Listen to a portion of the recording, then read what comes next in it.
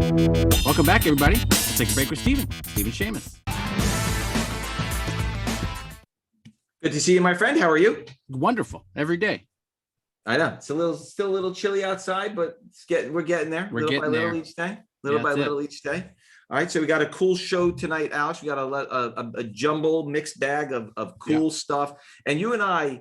We look at this stuff, and I send it to you sometimes in the middle of the night too. I know, I hope I don't wake you up. I hope you turn the ringer off. And it's like, how the hell did this book sell for so much money? Like, where did this come from? And we have a lot of those. Yeah, and there's a lot of there's, the Marvel characters. We've never really talked about them, which is weird considering how long we've been doing this. Almost at 50 episodes.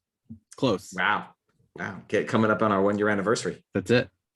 It is interesting to me that some of these books, like I can visually see them in the dollar box. Like I see them on the shelf and I see them in the dollar box, or I see them for $5 in my head. And I'm like, wow, I had those. Like what happened to those? And it is interesting when I see these closing auction prices, and you and I say to each other all the time, like, where did that come from? Yeah. We have a lot of those. We have a lot of those books today, though. Yes, where did that come from? We have a whole batch of where did that come from books today. We might be saying that a lot. All right, Alex, what are we talking about today? So we're gonna dive into some favorite X-Men characters. We're talking about Gambit, Mr. Sinister. The name is Gambit. Remember it. My name is Sinister. Mr. Sinister.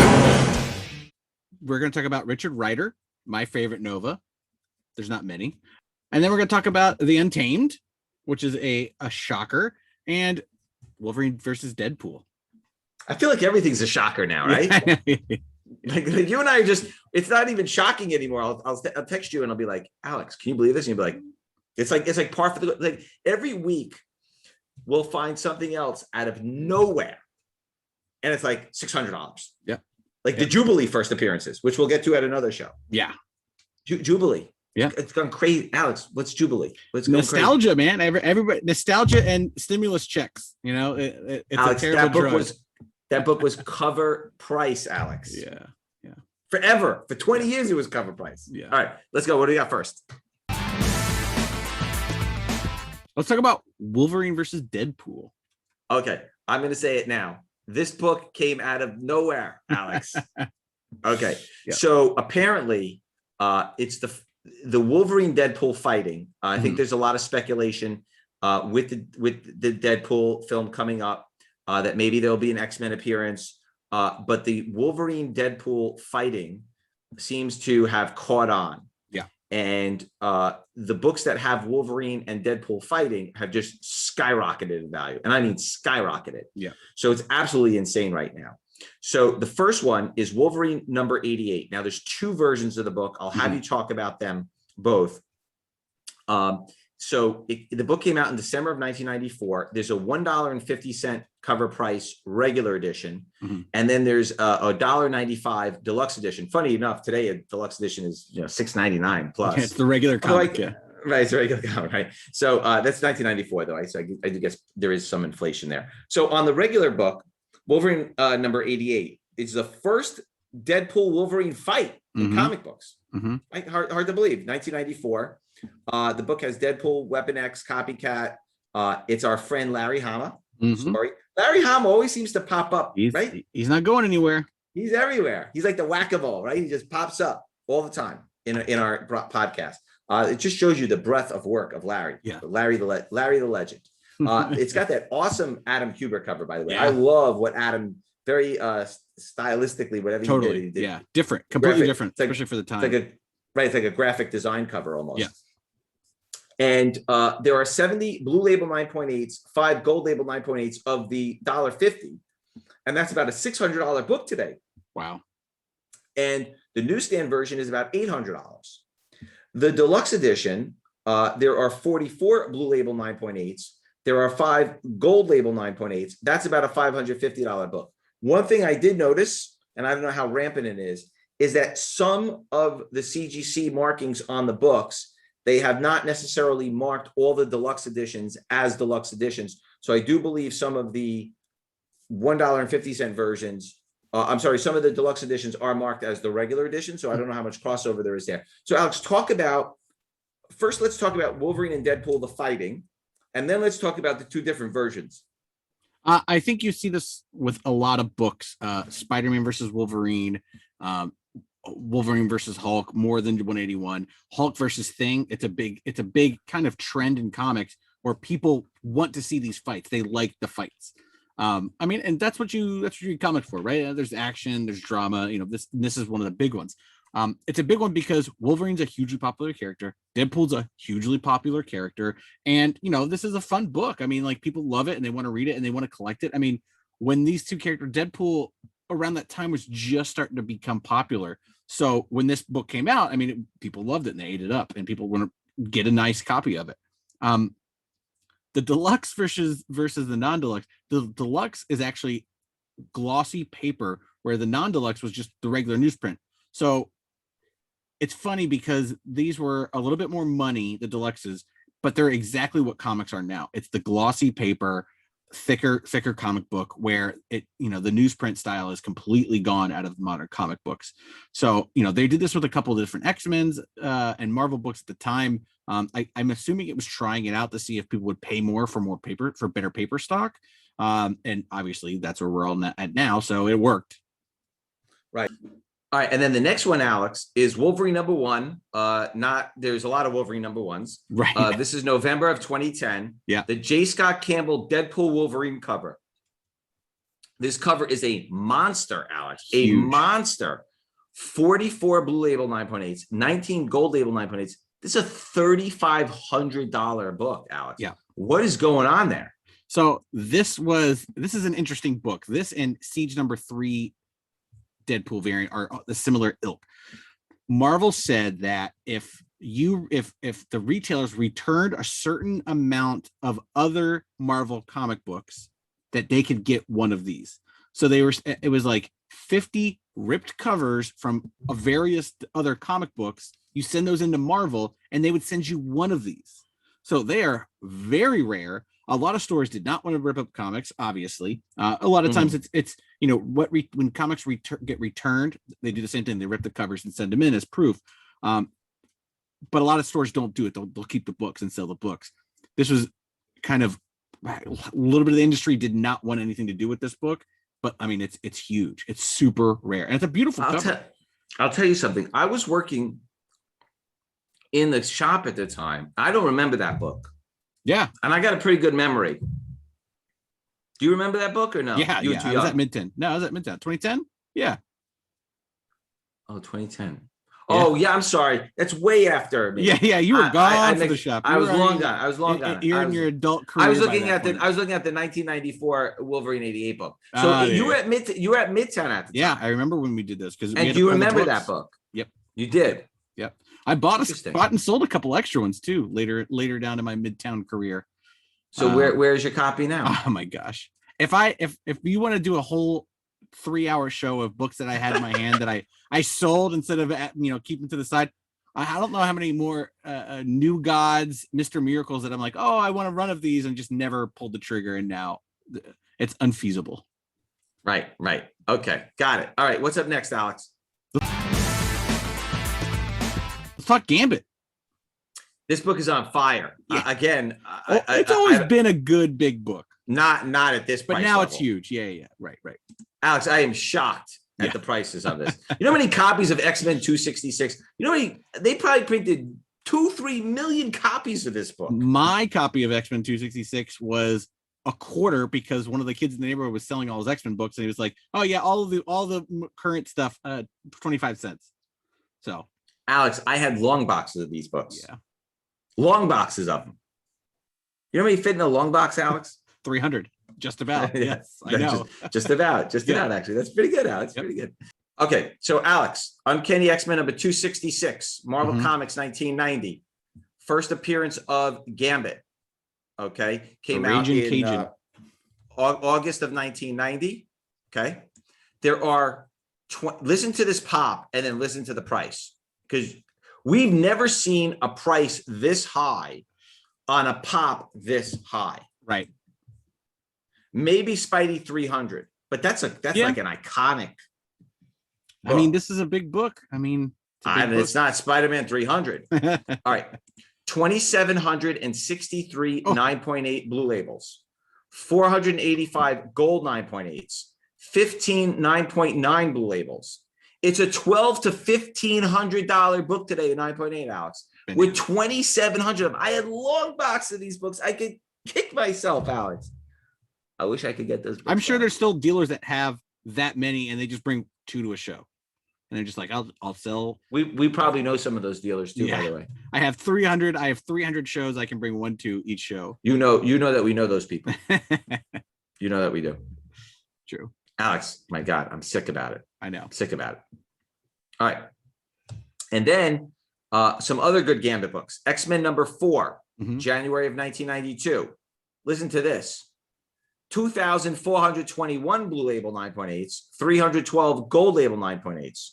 First appearance of Omega Red to Jim Lee. By the way, the Jim Lee books back then and the McFarlane books were million print runs minimum. Yeah. Minimum. They wouldn't even print the book if it wasn't a million copies. Yeah. So huge pops. That's a $300 book.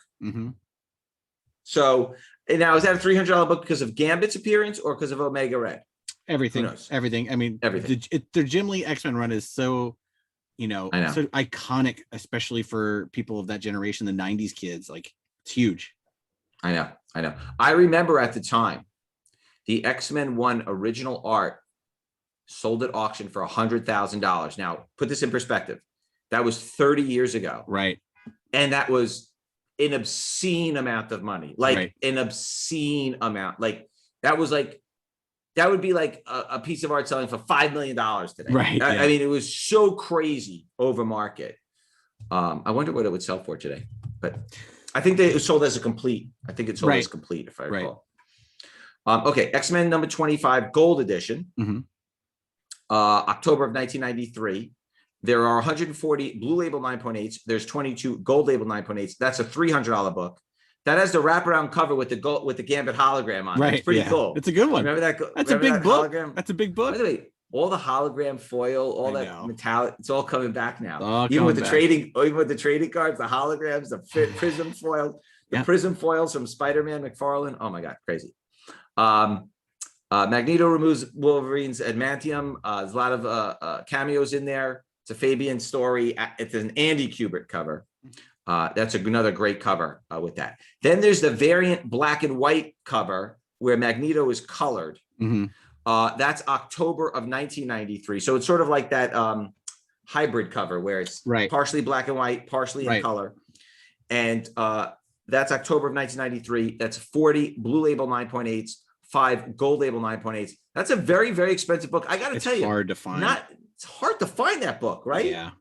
It is a hard to find book. It's a $575 book in 9.8. It's $125 raw, Alex. So it's a pretty good book. 8 years buying back issues. I saw 2, maybe come in. It is a tough book to find. And then the next one was also a tough book to find. Yeah. Not the regular version, but there's a Golden Boss version. Yeah. Gambit number 1 from December of 1993. They definitely printed 1 million copies of that book. Yeah. But not the gold one. Right. Not the gold one. The Golden Boss cover, there's 105 blue label 9.8s, 19 gold label 9.8s. There's 1 blue label 9.9, and that's a $1,000 book. It's a rough Howard Mackey's story with a Lee Weeks cover.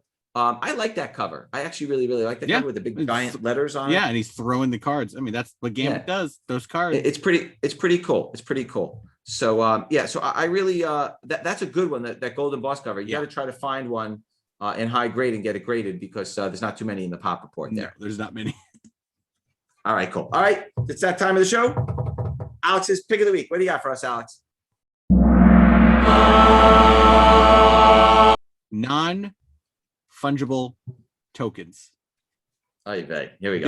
Big news this week that Matt Kindt's doing an NFT for his mind management comic.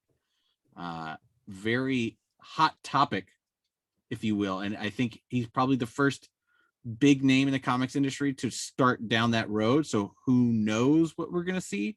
As a collectible, I mean, it's going to, if you buy it, you're the only one that has that, but it's a digital file. So take that what you will, but I mean, it's not going away anytime soon. There's no, this is a new thing for like the internet. I mean, it's been there with Bitcoin and stuff like that, and but it's just getting bigger and bigger now, and it's a collectible. I mean, he's selling a collectible, and it's all digital. It's a very interesting market. What's interesting to me is that it reminded me of the Wu-Tang album. Exactly. Where he's only making one of it, and the buyer, I don't want to say the buyer is not allowed to reproduce it and sell it, but the buyer is allowed to share it. He can do whatever he wants with it. Yeah, it's his at that point. The buyer is allowed to share it and show it, but the buyer could also be like the Wu-Tang guy, Skrelly, where he just doesn't play it or doesn't sell it. So it will be interesting to see if, number one, what it sells for, and number two, does the buyer decide to share it or just keep it closed himself? Yeah, it'd be interesting to see. And also as a writer, as an artist, does Matt think that it should be kept secret? Right? What's his personal feelings about? Because he's decided to let the buyer decide. He's not releasing the book in full and saying, "Hey, you own the NFT. Everybody can read it." He's leaving it up to the buyer, right, to do that. Right. And then let's say I'm the buyer, and then I decide to sell it, and I open it up. Yeah. And I decide to sell it, and the next person goes, "Nah, I'm going to keep it closed." Yeah, you could just like like a newspaper, like Washington Post, put it behind a paywall, make people pay $2.99 to read it, and then go away. It's a very weird world. It's a very weird, interesting thing, and I think there's no regulation that I know of, but the government's going to get their hands on stuff like that soon. So we'll see what happens. Probably. Yeah, for sure. All right, what do we got next, Alex? The Untamed. Do you know that book that you read and loved, and everybody's millions of copies in the world, and everybody's into it? It's crazy, Alex. Yeah. This book came out of nowhere. Nowhere. So we'll talk about it in a minute. The Untamed came out originally in 2009. Yeah. Published by Stranger Comics. What can you tell us about the book, the story, the creators? What can you tell us about them? Stranger Comics is an independent publisher. The owner of the independent publisher, Stranger Comics, wrote a book called The Untamed. The Untamed is about a character in a fantasy land, a fantasy world, where he is kind of like a sheriff, and something happens to his wife and kid. They pass, and he goes kind of crazy. And for him to kind of like gather everything together and make sure, it doesn't happen again, or fight people, or even try to bring back his wife, he has to gather these 7 different artifacts. And an elf named Niambi, who's a character in the book, befriends him and tries to bring him back to the light side after his wife and kid die. I mean, you can smash together all kinds of stuff. It's very it's fantasy like Lord of the Rings. There's lots of stuff in there. It's very Punisher in the kind of like the history. It definitely came out of nowhere. I remember you bringing it up, and I was like, I think I know what that is. I definitely know Stranger Comics, the brand, but I mean, when obviously HBO picked it up, it's now going to be a TV show, and anything that HBO, Amazon, all these places are doing is just goes bananas, bonkers. Yeah, and by the way, the covers by Yang Tech Nam are unbelievable. Oh yeah, it's a beautiful book. They're beautiful, beautiful covers. Okay, so The Untamed, A Sinner's Prayer, 2009. First appearance of Niobe Ayutami. It's got the Peter Bergton cover. There are 47 Blue Label 9.8s. There are 15 Gold Label 9.8s. That's about a $450 to $500 book. I like the NAM cover, the limited edition 1 in 10 cover. That cover to me blows the other cover away. It's 1 in 10. There are 62 Blue Label 9.8s, 21 Gold Label 9.8s. So interestingly enough, there's more graded versions of the 1 in 10 variant than the regular cover, probably because that cover is so much nicer. I mean, really, really nice. I think people knew when they were getting him, they were like, okay, I'm going to slab this. It's an incentive. Yeah. That incentive cover is really great. Yeah. And that book sells for over $600. Wow. So this stuff is flying, and I can't imagine the print runs are very high on these 2009. Yeah, you're not going to see more. People aren't throwing them to CGC now. This should be about it. Right, and just like Ninja Turtles, they released second and third printings at various intervals. They went back to press years later, right, and just called it a second and third print rather than just do new issues. So the Untamed, The Sinner's Prayer 2015 second printing. So that's 6 years after the first printing came out. There's only 4 blue label 9.8s. There's only 1 gold label 9.8. That's about a $250 book.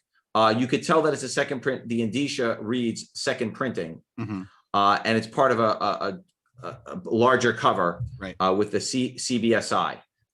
So it connects to a CBSI version of a cover. And then the third printing came out in 2020, 5 years later. 5 years later. They only made 100. They only made 125 regular books, 75 of the Virgin covers. Wow. And they sell for about $108 raw. You can't even find them graded. They're zero. The pop is Jeez. 00, double zeros.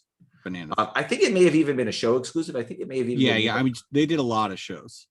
I think it may have been a New York Comic Con or a show exclusive. Probably. Anyway, you can't even find them graded. This is only raw.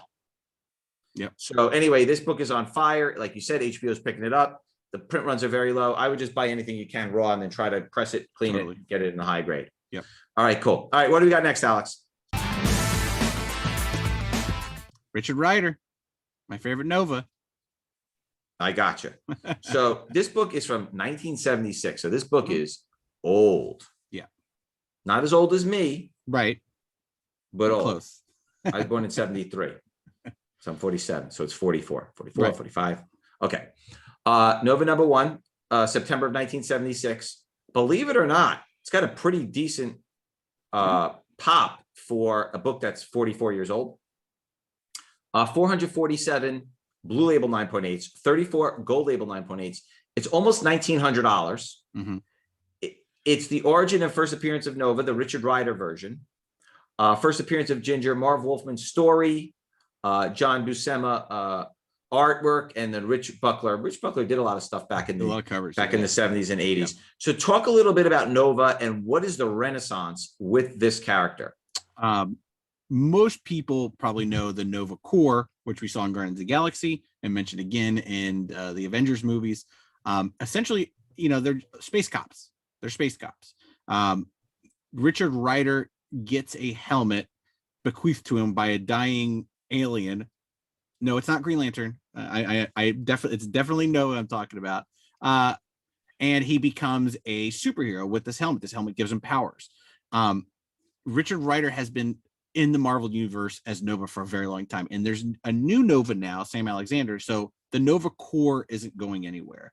I think this book with 90s kids, although it is a older book in the 70s, 90s kids know Nova from New Warriors and that whole kind of kid teen superheroes. And I think you're seeing a lot of pickup on this because the Nova Corps was in Guardians of the Galaxy. More than likely, with everybody getting casted and put into shows, you're gonna see a more Nova people. More than likely, you'll probably see the newer Sam Alexander, but they're not gonna let Richard Rider go. And it's the same thing with Darkhawk. We talked about that last week. This is nostalgia. This is speculation, and everything's coming together. Got it. And also, Alex, just to note, there's a UK price variant, which is very rare. I couldn't even find any copies of it. Yeah. It's 00 pop at 9.8. So Good luck. double 00. Okay. What are we wrapping up with tonight? Mr. Sinister. Alex, I'm going to say it again. This book is on fire. Yeah. Out of nowhere. Alex, these books, you know how many copies of these books I have? I get X-Men 221. You know how many copies they printed of X-Men 221? I mean, that was the height of X-Men. Correct. Those were at least a popular book. Yeah. I mean, you're talking about a million plus. It had to be a million plus copies. Yeah. 1987. That was definitely a million copies. Yes. Okay. X-Men 221, September of 1987. And the pop reports, as you see, the pop reports do reflect this. Yeah. Okay. Yeah. 1,243 blue label 9.8s, 169 gold label 9.8s, 2 9.9 blues, and 1 9.9 gold. That book is a $650 book with 1,200 in the pop. Yeah. It's the first appearance of the Nathaniel Essex Mr. Sinister. Try saying that 5 times fast. I will not. That's a Marauders appearance. It's a Chris Claremont story. Yep. And this is the Mark Silvestri run on the X-Men, Yep. which is also a prolific, a very, very popular run. So talk a little bit about Mr. Sinister and what is going on with this character and why is this book blowing up? Yeah, I mean, Mr. Sinister has been in the comics. He's still a big character in the most current X-Men run. He's not going anywhere. He is a character that has been kind of like pulling strings behind the scenes, and like it's funny because as a character who's been around since like Victorian England, you know, they're able to be like, oh, this happened because Mr. Sinister was in the background doing this thing. He put Madeline Pryor and Scott Summers together, who was Madeline Pryor is the clone Jean Grey after she died. He pushed them together because he was trying to make a big mutant. He is a mutant kind of scientist. He wants to add things and make powerful mutants essentially. Apocalypse gave him his powers. So there's another, you know, X-Men character, big X-Men character.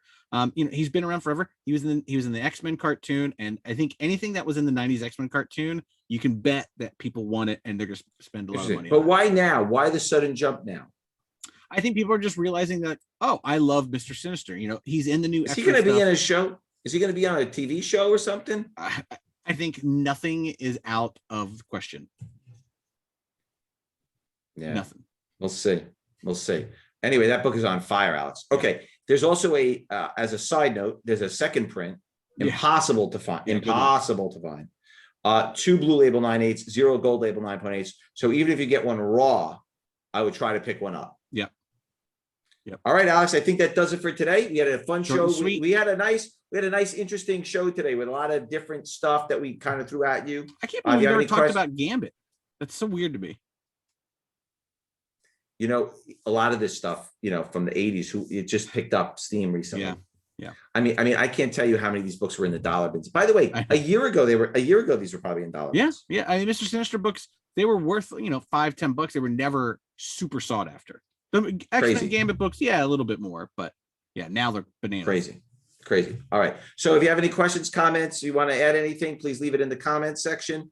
And we will see you, everybody. Thank you again for coming. We will see you next week. Same bat time. Same bat channel. Have a good one, guys.